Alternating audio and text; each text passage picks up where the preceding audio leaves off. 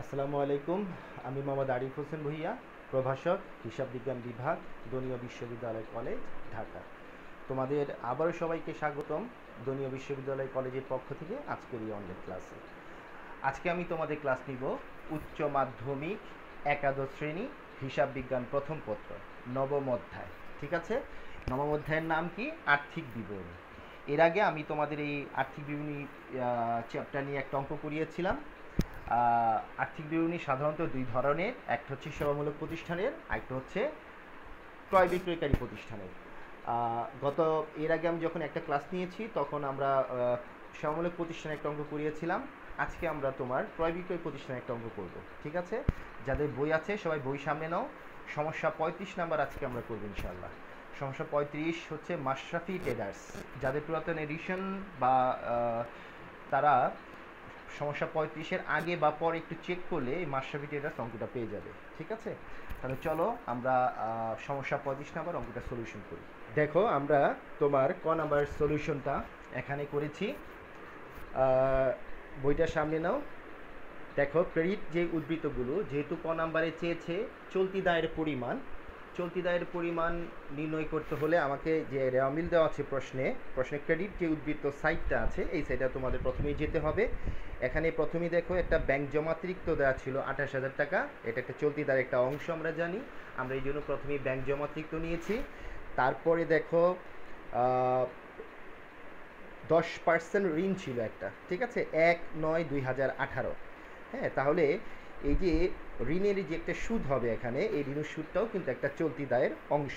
তবে ঋণটা নিয়েছি কবে? আমরা 1/9/2018। আমরা যদি হিসাব করি তাহলে দেখা যাবে 4 মাসের সুদ হয়। ঠিক আছে, আমরা দেখো নিচে বের করেছি বকেয়া ঋণের সুদ। বকেয়া ঋণের সুদ আমার 62,000 টাকা ঋণ ছিল, তার উপর 10% সুদ ছিল। আমরা 62,000-এর উপর 10% আগে ক্যালকুলেটর বের করব।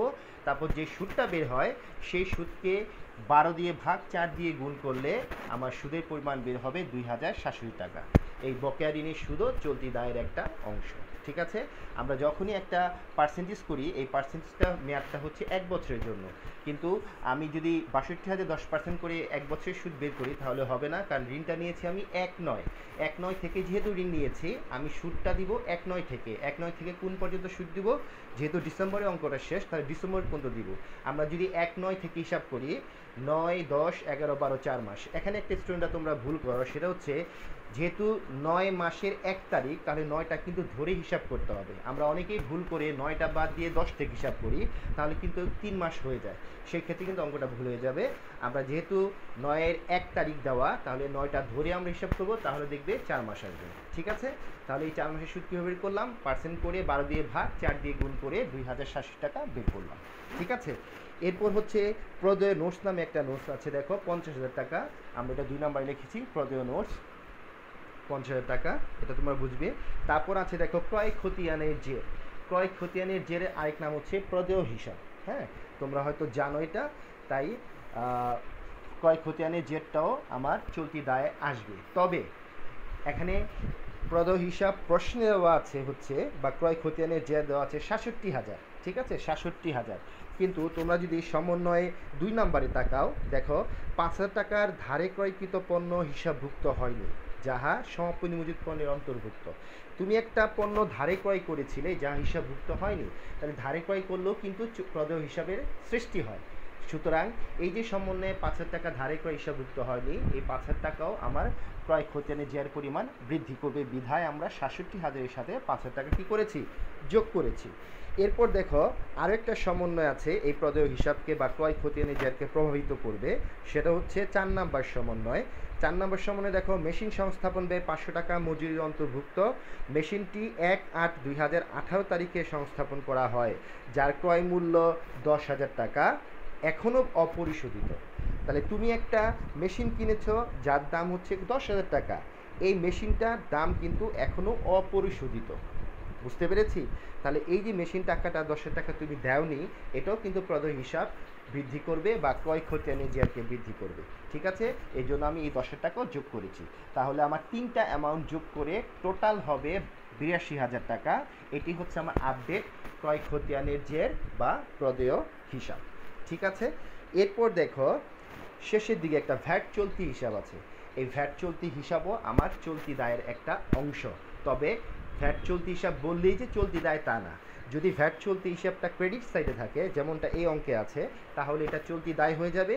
আর যদি ভ্যাট চলতি হিসাবটা ডেবিট পাশে থাকতো, তাহলে কিন্তু এটা চলতি সম্পদ হিসেবে কাউন্ট করতে হবে। সুতরাং প্রশ্নের মধ্যে ভ্যাট চলতি হিসাব থাকলেই চলতি দায় হবে তা না, আমাকে একটু দেখতে হবে এটা কোন সাইডে আছে, ক্রেডিট সাইড ব্যালেন্স না ডেবিট ব্যালেন্স। যদি ক্রেডিট সাইডে থাকে বা ক্রেডিট ব্যালেন্স থাকে তাহলে এটা চলতি দায়, আর যদি ডেবিট সাইডে থাকে বা ডেবিট ব্যালেন্স বলা থাকে তাহলে এটা চলতি সম্পদ হিসেবে কাউন্ট করতে হবে। ঠিক আছে, আরেকটা টেকনিক্যাল জিনিস আছে যেটা আমাকে বুঝে নিতে হবে। দেখো, ডেবিট পাশে একটা বেতন আছে 10 মাস, তাহলে বেতন যেহেতু 10 মাস, খুব সহজেই বোঝা যাচ্ছে বেতন 2 মাসের বকেয়া, তাই তো? সুতরাং আমরা এই বকেয়া 2 মাসের বেতনও চলতি দায় হিসেবে কাউন্ট করতে হবে। 2 মাসের বেতন কীভাবে বের করব? যেহেতু 20,000 টাকা বেতন দেওয়া আছে 10 মাসের জন্য, তাহলে 10 দিয়ে যদি আমরা ভাগ করি, 20,000কে যদি 10 দিয়ে ভাগ করি, তাহলে প্রতি মাস বেতন কত সেটা পাওয়া যাবে। ঠিক আছে, তাহলে আমরা যদি প্রতি মাস বেতন পাই, আমার কয় মাসের বকেয়া দরকার? আমার 2 মাসের বকেয়া দরকার। আমি যদি 2টা গুণ করি তাহলেই কিন্তু আমার বকেয়া বেতনের পরিমাণ বের হয়ে যাবে। তাহলে 20,000কে 10 দিয়ে ভাগ 2 দিয়ে গুণ করলে কত আসবে? 4,000 আসবে। এই টোটাল হচ্ছে আমার আপডেট চলতি দায়ের পরিমাণ। আমরা যদি টোটাল যোগ করি 1,80,066 টাকা। ঠিক আছে, চলো আমরা এবার খ নাম্বারে চলে যাই।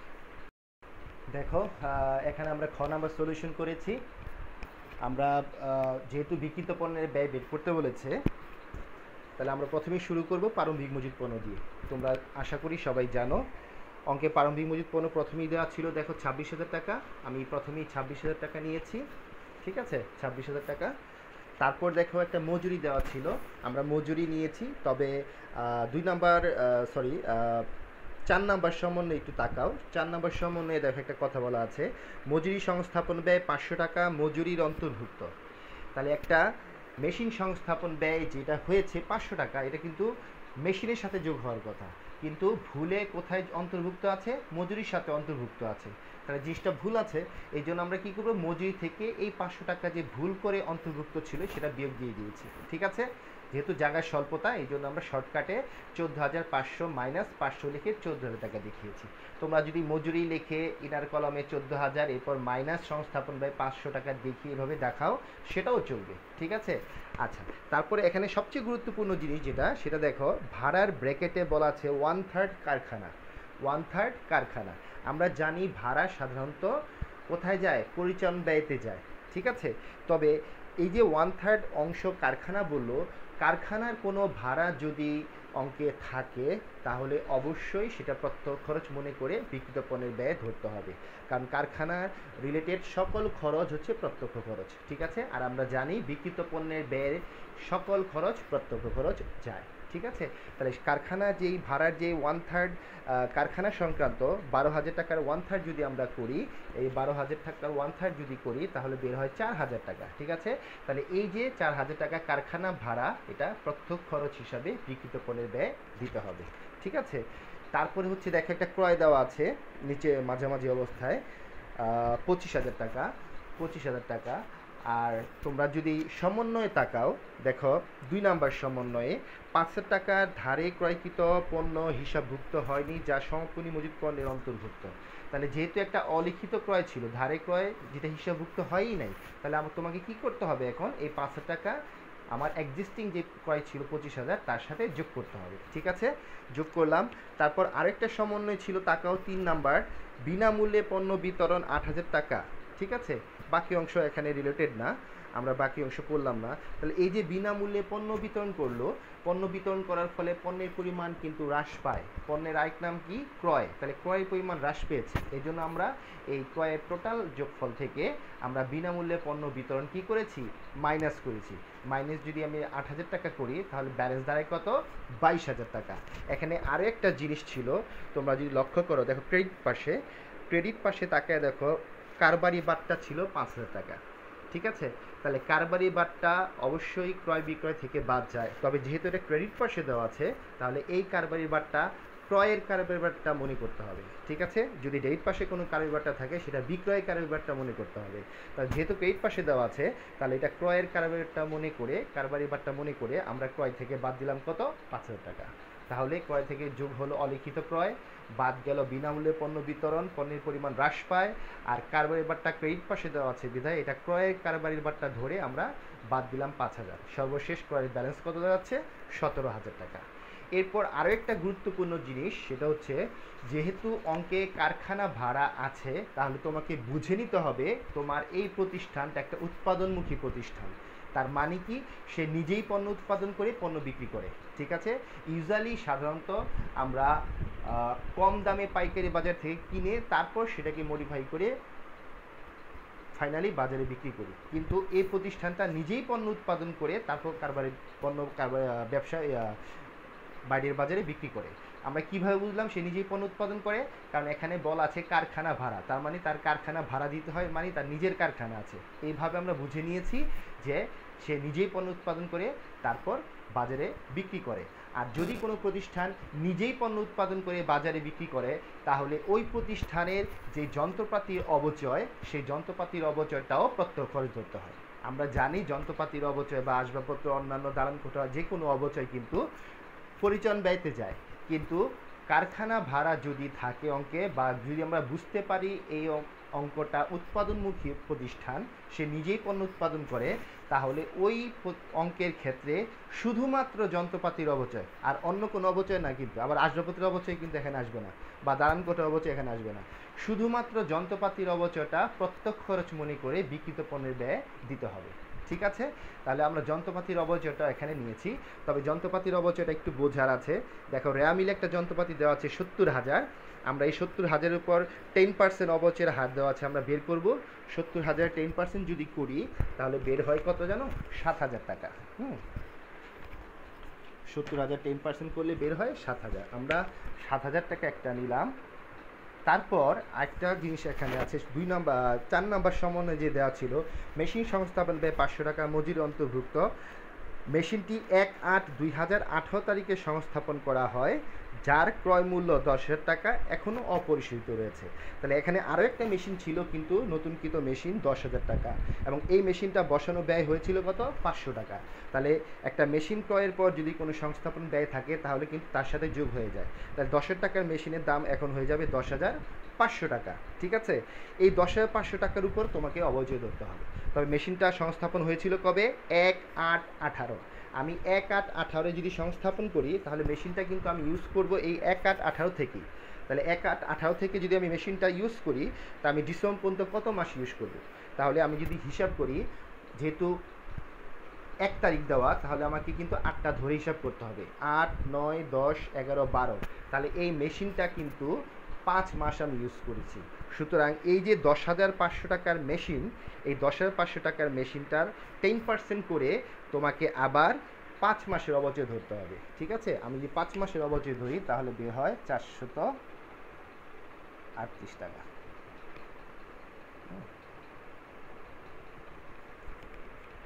438 টাকা। তাহলে এই দুইটা অবচয় যদি যোগ করি, তাহলে হচ্ছে আমার এই 7,438 টাকা হয়, ঠিক আছে? তাহলে মেশিন অবচয়টা কিন্তু একটু জটিল। এখানে দুইটা মেশিন, একটা রেয়া মিল দেওয়া আছে, 10% করলে 7,000, আর সমন্বয়ে আরেকটা মেশিন দেওয়া আছে, মেশিনটার দাম ছিল 10,000 সমন্বয়ে, আর সংস্থাপন ব্যয় ছিল 500, এই 10,500।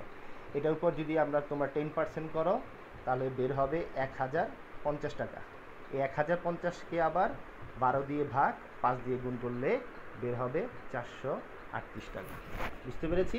তাহলে এই 438 টাকা আর আগের 7,000 টাকা, দুইটা যোগ করে হচ্ছে 7,438 টাকা। এই টোটাল আমি যদি প্রত্যক্ষ খরচগুলো যোগ করি, আমার এই অঙ্কে আর কোনো প্রত্যক্ষ খরচ নেই, যদি এই টোটাল প্রত্যক্ষ খরচগুলো যোগ করি, তাহলে বের হবে 68,438 টাকা। আর আমরা জানি এই টোটাল প্রত্যক্ষ খরচ থেকে সমপরিমোচিত পণ্যটা আমাকে বিয়োগ করতে হয়। তবে সমপরিমোচিত পণ্য এখানে দুইটা দেওয়া আছে, দেখো, 1 নম্বর সমন্বয়ে একটা 40,000 টাকা, আর একটা বাজার মূল্য 45,000 টাকা। আমরা সবসময় জানি সমপরিমোচিত পণ্য রক্ষণশীল নীতি অনুযায়ী সবসময় যেটা কম, সেটা বাজার মূল্য আর ক্রয় মূল্য যেটাই হোক, যেটা কম হয় সেটা আমরা নিয়ে থাকি। তাহলে যেহেতু এখানে 40,000 টাকা কম, তাহলে আমরা সমপরিমোচিত পণ্য 40,000 টাকা মাইনাস করব। আমরা যদি মাইনাস করি, তাহলে বের হয় 28,438 টাকা। এটাই হচ্ছে তোমাদের বিক্রিত পণ্যের ব্যয়। তাহলে এই অঙ্কে ফোকাস করার মতো জায়গা হচ্ছে দুইটা, একটা হচ্ছে কারবারি বাট্টা, আরেকটা হচ্ছে যন্ত্রপাতির অবচয় বাকি, এবং আরেকটা হচ্ছে কারখানা ভাড়া। সুতরাং এই পয়েন্টসগুলো যদি মনে রাখি তাহলে নেক্সট অঙ্ক করার সময় এগুলো তোমাদের আবারও কাজে দেবে। ঠিক আছে, চলো এবার আমরা গ নাম্বারে চলে যাই। আচ্ছা, আমরা তাহলে গ নাম্বার শুরু করি। তোমরা বইতে দেখো শুরুতেই গ নাম্বারে আছে চাওয়া হয়েছে হচ্ছে নিট মুনাফা বা ক্ষতি। ঠিক আছে, প্রশ্নে মোট মুনাফার পরিমাণ দেওয়া আছে 93,500 টাকা। আমরা মোট মুনাফা দিয়ে শুরু করলাম 93,500 টাকা। আমরা জানি মোট মুনাফা থেকে পরিচালন ব্যয় আগে বাদ দিতে হয়। ঠিক আছে, আমরা পরিচালন ব্যয় বাদ দেই। পরিচালন ব্যয় শুরু থেকে দেখো অঙ্কে দেওয়া আছে একটা বহি পরিবহন। বহি পরিবহন মানে হচ্ছে কি বিক্রয় পরিবহন। ঠিক আছে, এই বিক্রয় পরিবহন আমরা বা বহি পরিবহন প্রথমেই নিয়েছি, এর সাথে কিছু ছিল না। তারপরে দেখো ভাড়ার ব্র্যাকেট ছিল 1/3 অংশ কারখানা।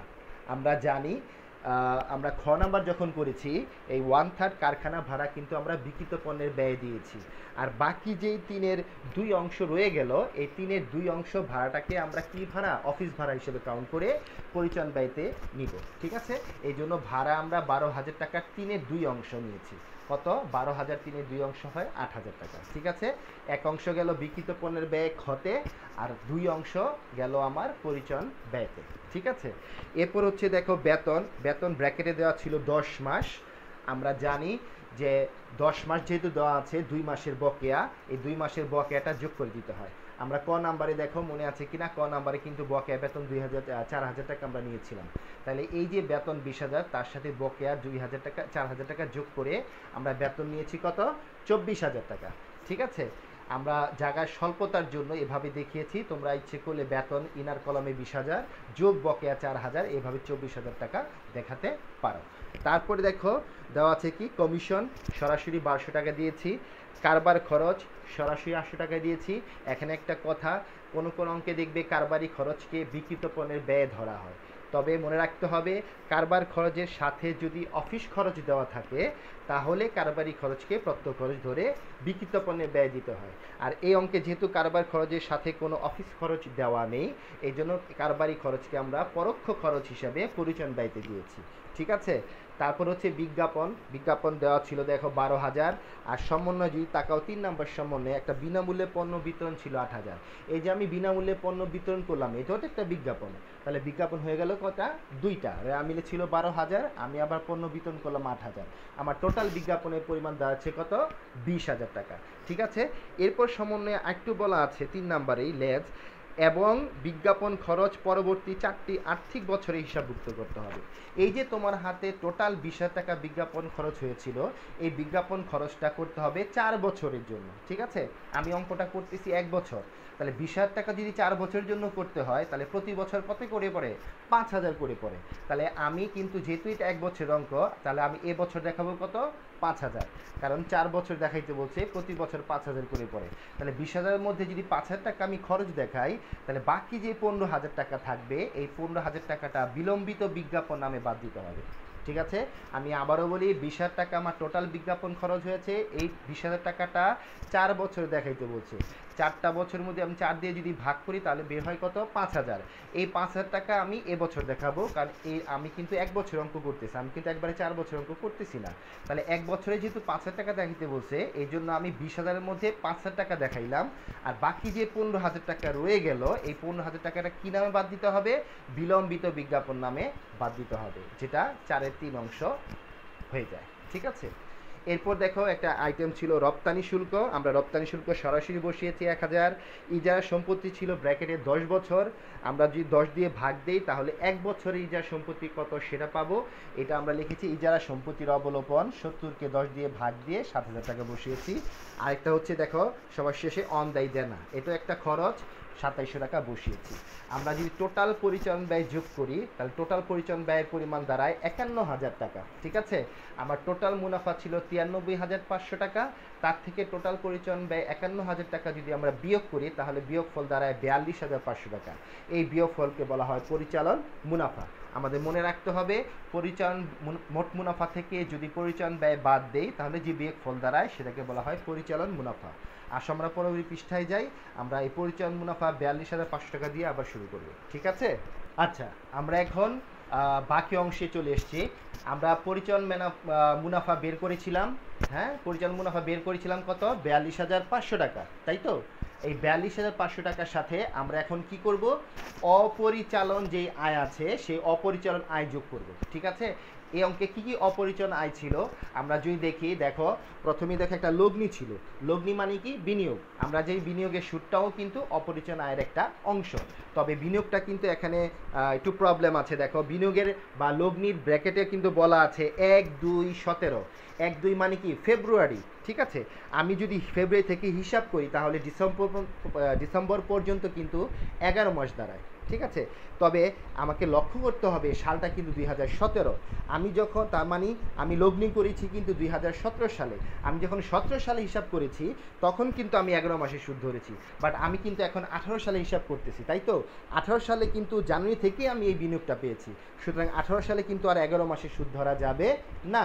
18 সালে আমাকে ধরতে হবে সম্পূর্ণ বছরের সুদ। দ্যাট মিন্স 1.5 লক্ষ টাকার 8% করলে যা হয় সেটাই আমরা কি করব? 12,000 টাকা পুরাটাই লগ্নি সুদ হিসাবে অপরিচালন আয় হিসাবে কাউন্ট করব, ঠিক আছে? এটা ভালো করে বুঝতে হবে। আমি আবারও বলি, 17 সালে দেওয়া যেহেতু এটা 11 মাসে সুদ ধরা যাবে না। 17 সালে আমি 11 মাসে সুদ ধরেছি, বাট 18 সালে কিন্তু আমি সম্পূর্ণ বছর সুদ ধরবো, কারণ 18 সালে কিন্তু বিনিয়োগটা জানুয়ারি থেকেই ছিল, ঠিক আছে? এরপর দেখো ক্রেডিট পাশে তাকায় দেখো, অনদায়ী দেনা আদায় ছিল 6,000, এটা আমরা সরাসরি দিয়েছি। অনদায়ী দেনা আদায় এটা একটু আনকমন আইটেম, কারণ অনদায়ী দেনা আমরা অনেক সময়ই পাই। যেমন এই অঙ্ক কিন্তু পরিচালন ব্যয়তে আমরা অনদায়ী দেনা পেয়েছি, বাট অনদায়ী দেনা মাঝে মধ্যে কিছু টাকা আদায় হয়ে থাকে। সেজন্য যদি আদায় হয় তাহলে এটা অপরিচালন আয়তে দিতে হয়, ঠিক আছে? আমরা অপরিচালন আয়তে দিয়ে দিলাম 6,000 টাকা।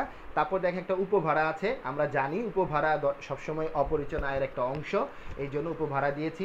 আমি টোটাল অপরিচালন আয় যোগ করেছি 28,000। আমার কাছে আগে থেকেই পরিচালন মুনাফা ছিল 42,500। আমি অপরিচালন আয় যোগ করেছি 28,000। যোগ করলে আমার টোটাল মুনাফা দাঁড়ায় 70,500। এরপর আমরা বাদ দিয়েছি কি? অপরিচালন ব্যয়। অপরিচালন ব্যয় কিন্তু এই অঙ্কে একটাই, সেটা ছিল বকেয়া ঋণের সুদ। আমরা কিন্তু বকেয়া ঋণের সুদ বের করে রেখেছি 2,067 টাকা। কতে কিন্তু আমরা বকেয়া ঋণের সুদ বের করেছি কত? 2,067 টাকা। আমরা এখন অপরিচালন ব্যয়তে 2,067 টাকা বাদ দিয়েছি। বাদ দিলে আমার টোটাল দাঁড়ায় হচ্ছে 68,433 টাকা। এটাই কিন্তু আমার নিট মুনাফা, ঠিক আছে? তবে ঋণের সুদটা আমি আরেকবার বলে দিই। দেখো ব্র্যাকেটে বলা আছে 1/9/2018। 1/9 যেহেতু 9 থেকে হিসাব করো, 9, 10, 11, 12। আমরা কিন্তু 4 মাসে ঋণের সুদ বের করছি 2,067 টাকা, ঠিক আছে? তাহলে আমার টোটাল নিট মুনাফা দাঁড়ায় বিয়োগফল করার পর 68,433 টাকা, ঠিক আছে? এই হচ্ছে আমার টোটাল অঙ্কটা। এই অঙ্কে কিন্তু অনেক কিছুই টেকনিক্যাল প্রবলেম আছে। এগুলো আমরা বুঝে বুঝে যদি না করি তাহলে কিন্তু আমরা পরবর্তী অঙ্কগুলোতে আবার একই সমস্যা প্রায় পাবো। সুতরাং একটা অঙ্ক ভালো করে বুঝলে হয় কি, পরবর্তী আরেকটা অঙ্কে দেখা যায় এই অনেকগুলো এখান থেকেই কমন পড়ে যায়। এই সমস্যাগুলোর সমাধান খুব সহজেই করা যায়, ঠিক আছে? আজকে এই পর্যন্তই। ইনশাআল্লাহ আগামী কোনো ক্লাসে আবার নতুন কোনো অঙ্ক নিয়ে আবার আমরা হাজির হব। ততদিন পর্যন্ত তোমরা সবাই ভালো থেকো, সুস্থ থেকো এবং অবশ্যই স্বাস্থ্যবিধি মেনেই চলাচল করো। ধন্যবাদ সবাইকে।